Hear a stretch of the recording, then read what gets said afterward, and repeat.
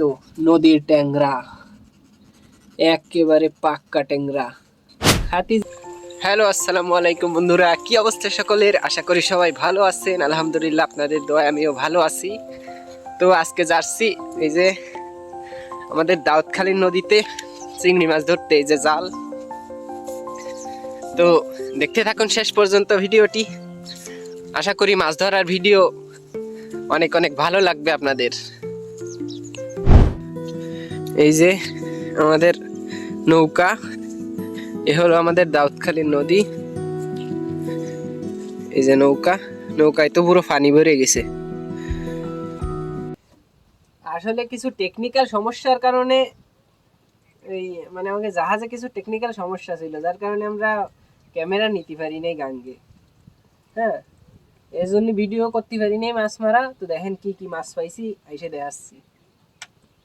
এই যে জিনিসটা কি, বিসমিল্লাহ, আল্লাহ যা দিছে ভালো দিছে। এই যে দেখা হয়নি। তো মাছ ধরতে গেছিলাম, আসলে মাছ ধরে ফিরে আসছি।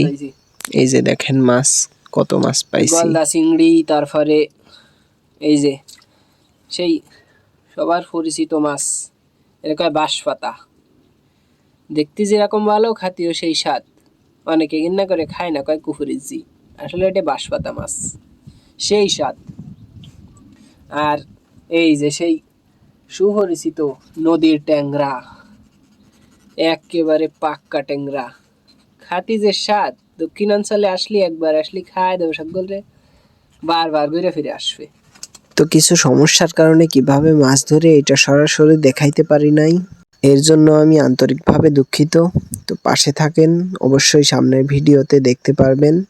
ইনশাল্লাহ সামনে নদী থেকে সরাসরি মাছ ধরার ভিডিও দেখতে পারবেন। তো ফলো, সাবস্ক্রাইব করে পাশে থাকবেন। সবার প্রতি ভালোবাসা রইল। আসসালামু আলাইকুম।